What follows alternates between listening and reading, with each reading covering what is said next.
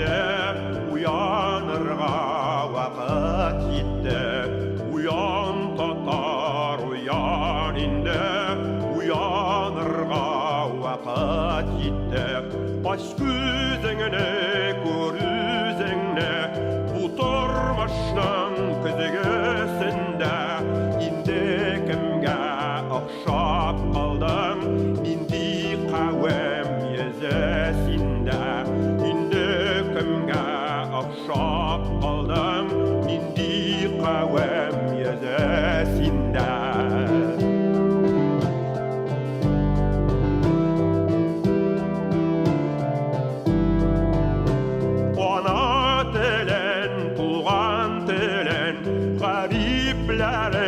Qoyan bilsen, uz yerinde, uz telinde, söyleşirge aziz bilsin.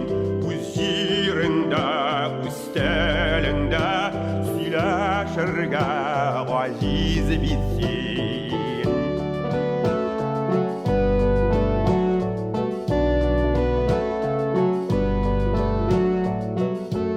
Hayırlı gün, hürmetli millettaşlar.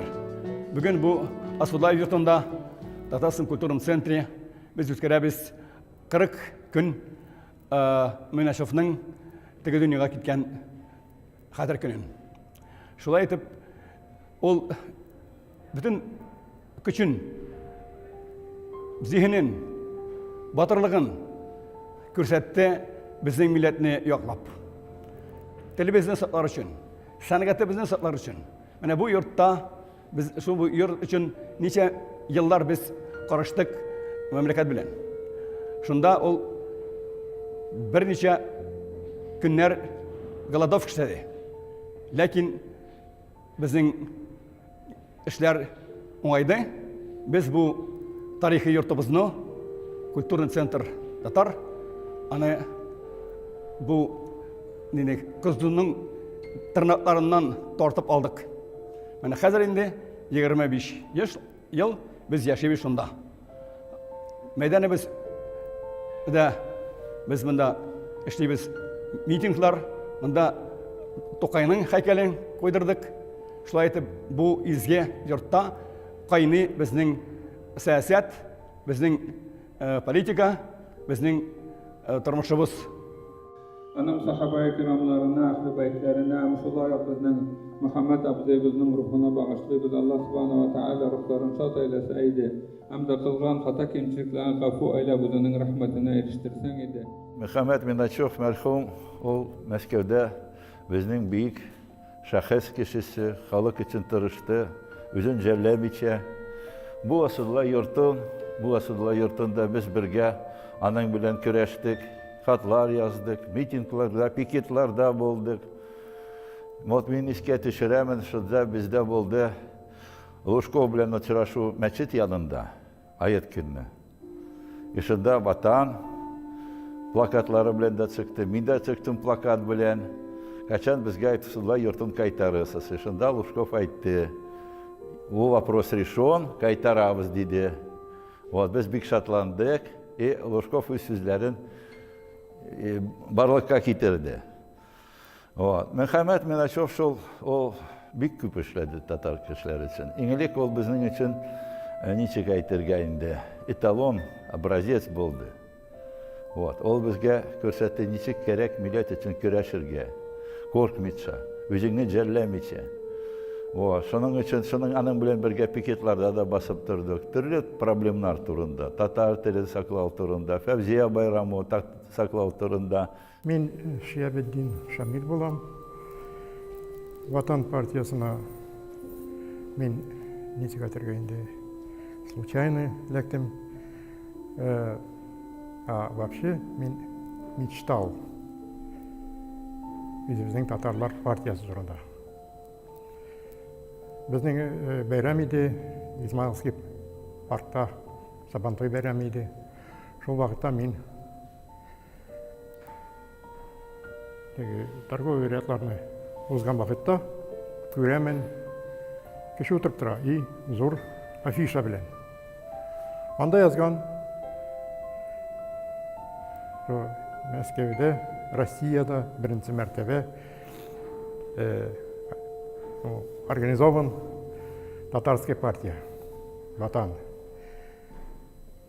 Приглашает всех желающих вступить.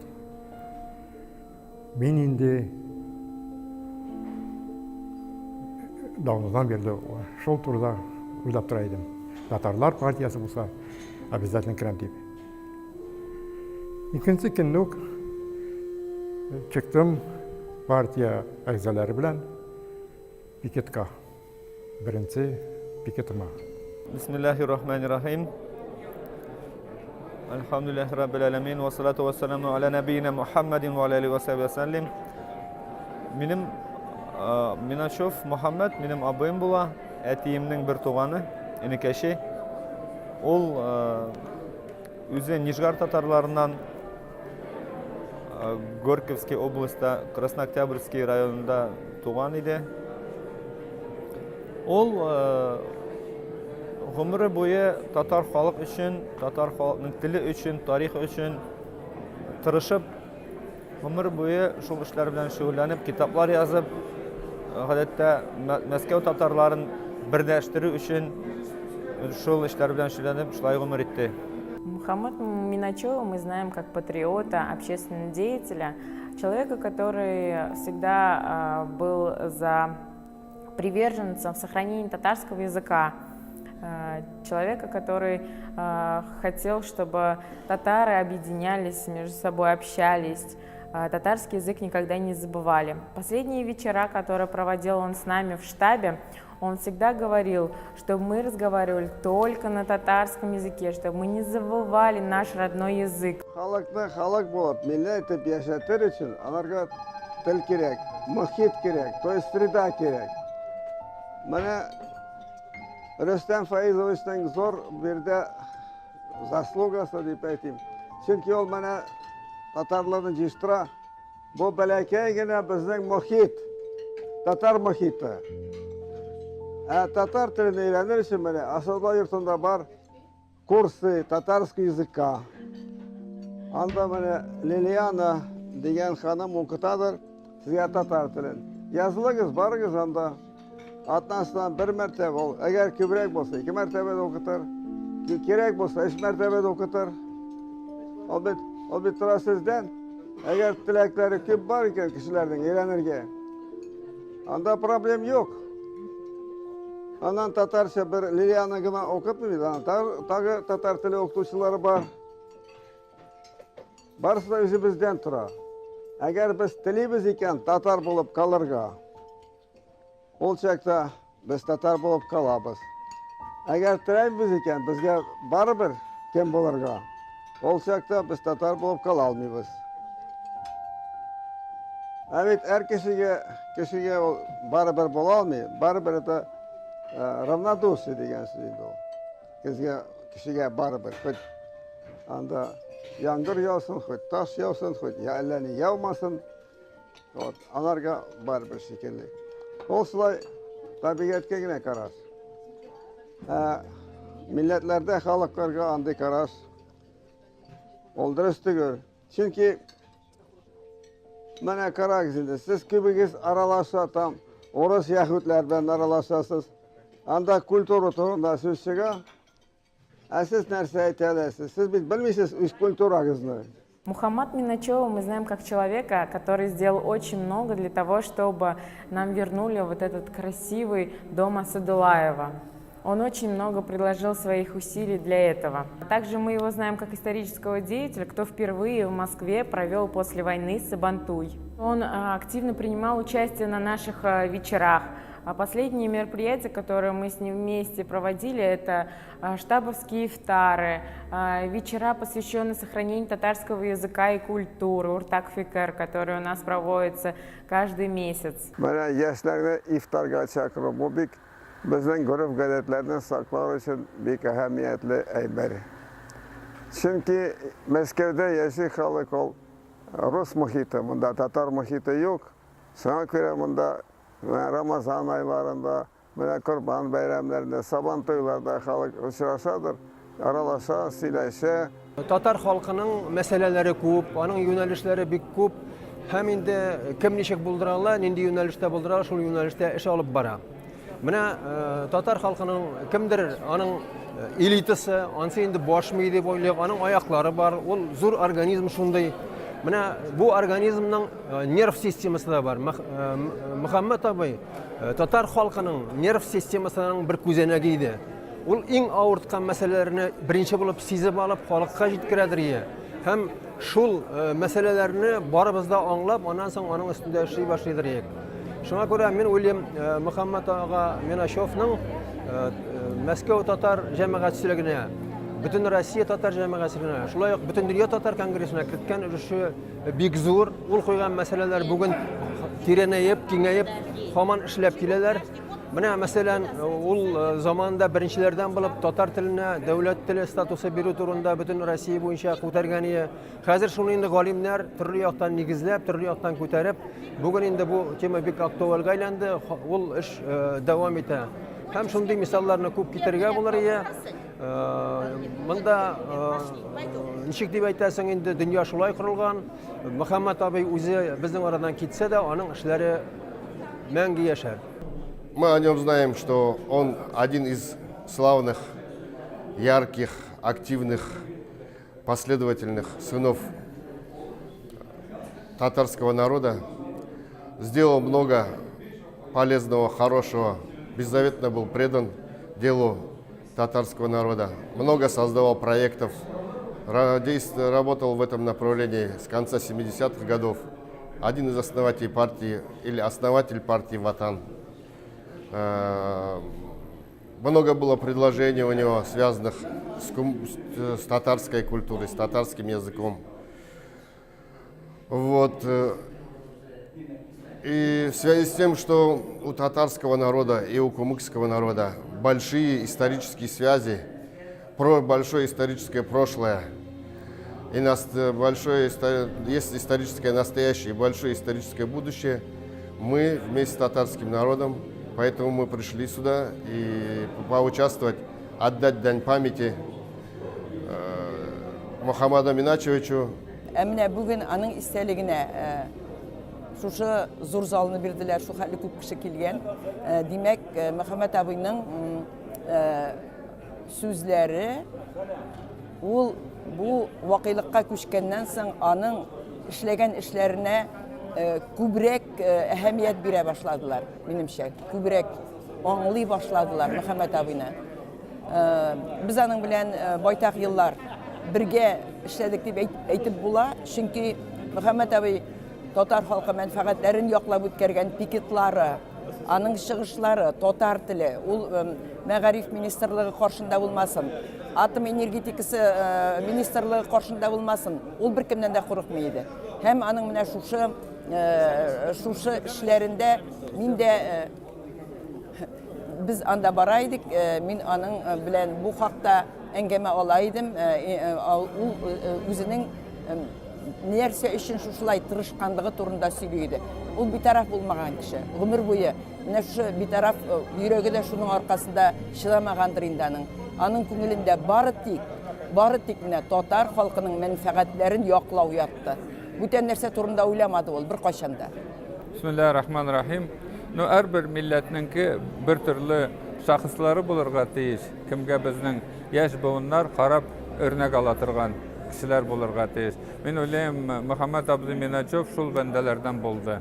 Чөнки ул бер кайчанда милләте өчен көрәшүне туктатмады. Нинди авырлыклар булса да, нинди шелтәләр булса да, шул үлгәнгә кадәр шул юлда булды, Аллага шөкер.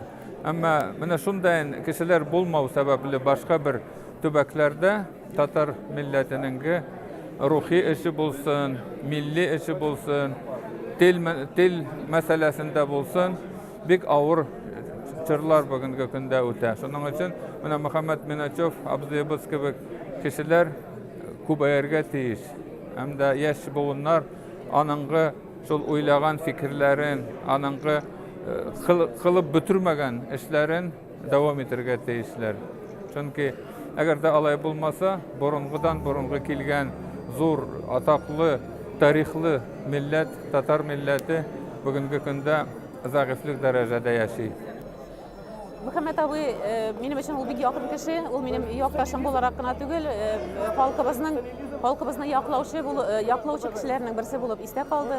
Һәм ул Мәскәүдәге яшәгән татарларның иҗтимагый тормышы белән гел кызыксынып яшәде, гел аның мәнфәгатьләре белән борчылып яшәде. Мәктәптә дә ул еш буладыр иде. Бигрәк тә мәктәпнең ачылып беренче елларында эшчәнлеген башлаган елларда Мөхәммәт абыйдан, мәсәлән, без тәнкыйть сүзләрен ишетергә дә риза була идек, чөнки ул тәнкыйтьләргә хаклы кеше иде. Чөнки ул бөтен гомерен менә шушы татар халкына багышлап яшәде ул. Безнең халык арасында бит менә татарга хезмәт итәм, халыкка хезмәт итәм дип төшкергән саен акча сорап йөрүче кешеләр бар. Ул бер кайчан да һәр вакыт менә гел халык өчен генә булсын дип, үзе турында бер дә кайгыртмыйча, һаман шул юлда хезмәт итте. Саулыгын да жәлләмичә, вакытын да жәлләмичә. Бүгенге көндә мин, мәсәлән, мәктәпне тәнкыйтьләүчеләрне күп күрәм. Ләкин ул тәнкыйтьләүче кешеләр мәктәпкә бер адым да ясамаган кешеләр, бер тапкырда мәктәп бусагасын атламаган кешеләр. Менә Мөхәммәт абый икенче төрле кеше иде. Ул чынлап күңеле белән халык өчен янып яшәгән кеше, һәм анардан без тәнкыйть сүзен кабул итәдер идек. Мин аны беренче тапкыр күрдем. Бик күптән инде, 1988 елда. Ул иң беренче татарларның җыелышы иде Казанда. Анда ул килгән инде, чыгыш та ясаган иде. Ул вакыттары яшь иде. Әмма ул вакытта да күренеп тора инде, аның килгән фикерләре дә бар, һәм аның ялып тора торган, күренеп тора инде ул вакытта да аның ялып тора торган кеше икәнен. Милләт өчен, Татарстан дәүләте өчен, татар теле өчен, дәүләтчелек өчен ялып тора торган кеше иде. Һәм ул андый кешеләр бик сирәк. Һәр вакыт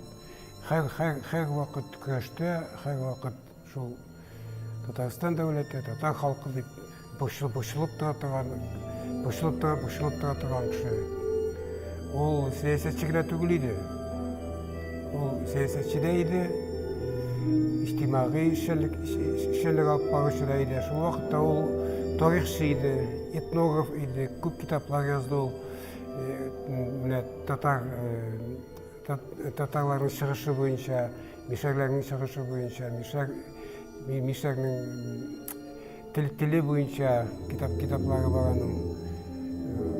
Менә шундый күп кырлы, күп эш эшли торган кеше иде. Һәм чын татар милләтпәрвәр иде. Мөхәммәт абый белән без 90 елдан бирле таныш. Казанга килгәндә, Казан җыелышларында, Казанда төрле чаралар үткәргәндә, ул еш кына катылган, шушы Казанда без катнашкан. Казанда без аны белән танышып алдык. Һәм дә инде шуны әйтергә кирәк, менә минем бу сәясәткә күренешләрем, аның күренешләре менә бер уртак бер платформа тапты. Шуның өчен без аны белән бик соңгы елларда, 90 елларда да, 2000 елларда да бик дус булдык. Менә Мәскәүдә мин 2000 елларда эшләгәнем, беренче ел. Монда еш кына очрашкан идек, һәм мин Ватан партияның җыелышларына килгәнем, һәм бу Ватан партия эшләренә катнашырга тырышкан идем. Менә шуны әйтергә кирәк. Менә Мәскәү 90 еллардан беләм инде Мәскәү оешмаларын, менә шундый милләтче, ватанпәрвәр, ватанын сөйгән, татарын сөйгән, телен сөйгән оешма дип, ватан оешмасын дип әйтергә кирәк. Күп оешмалар бар иде, туган тел оешмалары, башка оешмалар да бар иде. Әмма иң көчлесе менә бу күзлектән Ватан партиясы. Менә шул күзлектән менә мин бик хөрмәт итәм Мөхәммәт абыйны. Әмма дә менә бу 80 елларда бу перестройка башлана башлады. Горбачев перестройкасы деп әйтергә кирәк. Ул вакытта төрле форсатлар милләтләр өчен тудырылды. Менә иң беренче сафта Мөхәммәт абый булды. Менә беренче Сабантуйны Измайлов паркында, башка җирләрдә дә, башка чараларында Мөхәммәт Миначев оештырырга һәм үткәрергә тырышты. Хәтта шул менә минем белүм кадәр, хәтта менә бу беренче Сабантуйда үз ул вакытта сирәк иде. Шундый спидола радио приемниклары бар иде. Яңга иде. Менә Батыр өчен үзенең призын куйды. Чөнки ул вакытта акча мөмкинлеге бик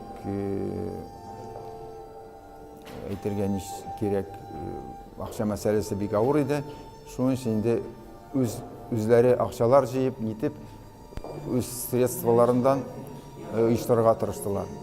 Мин белүем кадәр бик күп татар 80-нче елларда бик күп татар самодеятельность үзешчән артистларны булдырырга тырышты, ул концертлар үткәрергә тырышты. Ә менә иң мөһиме инде бик әһәмиятле дип саныйм менә бу сәясәт өчен. 90-нчы елларда әйтүем кебек, 2000-нче елларда бик каты, бик күп пикетлар оештырды. Менә кая булса да, нинди булса да, кыйрсыту булса мөселманнарга, башка милләтләргә, татарларга, шунда ук пикет оештырган, чыккан, курыкмыйча чыкканнар. Мөхәммәт Миначев бит ул милләт өчен көрәшкән кеше. Собраниялар без монда күп аның белән бергә уздырдык. Ул бит безнең тагында тарих белән дә шөгырьләнде, безнең татар тарихы белән дә. Анасын безнең менә этнонимнар белән дә шөгырьләнде. Бер китап чыгарды. Шулай язып, журналистикада мәкаләләр күп язды. Шуннан Мөхәммәт Миначев киткәч инде без инде Мәскәү халык без ятим калдык инде шулай. Андый кеше яныбызда юктыр. Ул бик зур безнең хорлык безнең өчен. Мөхәммәт әфәнде Миначев безгә җитешми. Не хватает его. Нет сегодня среди нас нормального такого лидера. Вот. Я надеюсь, может появиться. Эшләүче кешеләр мәктәпкә бер адым да язылмаган кешеләр, бер тапкырда мәктәп бусагасын атламаган кешеләр. Менә Мөхәммәт абый икенче төрле кеше иде. Ул чынлап күңеле белән халык өчен янып яшәгән кеше һәм анардан без тәнкыйть сүзен кабул итәдер идек. Инде үземнең шәхсән мөнәсәбәтем Мөхәммәт абыйга. Мин аны әле бик яхшы белмәйдем. Яшь бер 30 еллар элек Москонцертның юбилей концертында. Мәскәүдә генә түгел, безнең татар халыгыбызның төп проблемасы үзенең диненнән ерагаюы. Чөнки бүген һәр вакыт татар мусулманнарының тарихындан булсын, төрле авыр чорларда булсын, татар халыкның төп таянычы дин булган. Әгәр дә шул татар халыкның дине зәгыйфләнә карата, аларның милли рухлары да зәгыйфләнә башлады. Шуның өчен әгәр дә шул дини рухны татар халыгына без кайтара белмәсәк, милли рухны татар халыгына кайтара белмәсәк, һәрбер халык аның тормышында бер төрле терәк, бер төрле нигез булырга тиеш. Ул да булса безнең дини нигезебез булырга тиеш, һәм милли хисләребез куатлы, көчле булырга тиеш. Главная проблема татар Москвы – это разобщенность. Это главная проблема. Татары Москвы как выпавший снег, рассыпаны по всей территории. И каждый топчет этот снег как хочет и в любом направлении. До тех пор, пока татары Москвы не будут собраны в одну кучу, ничего у нас не выйдет. Только когда татары Москвы вместе, когда они знают друг друга, понимают друг друга, мы можем что-то сделать здесь. И главное, сохранить свою страну, такую, которую наши предки создали. Вот это я хотел бы сказать. Что если бы все это работало как надо, тогда было бы хорошо. Но, к сожалению, все эти организации официальные, они, к сожалению, не занимаются собиранием татарского народа. В этом отношении можно пример привести еврейскую общину, где каждый член общины, он состоит на учете. И община знает, кому как надо помочь, чем помочь. И действительно они осуществляют помощь, они собирают интеллектуальных людей, создают различные проекты. Сходите в еврейский культурный центр, который был создан на пустом месте, и посмотрите, как он работает. К сожалению, здесь не так. Конечно, ол өлгәннән соң аның эшен дәвам итүчеләр бар. Һәм дә аның эше дәвам ителәчәк, аның милләттәшләре дәвам итә эшләрен, әлхәмдүлилләһ, язган китаплары күбрәк калды. Даже если были бы свободны, он мне сказал, ну все, ну дайте, где этого самое? У начальника, вот у начальника, вот у того, который сейчас замещает. Вот и все. А? Да. А у меня... Вот и сходите.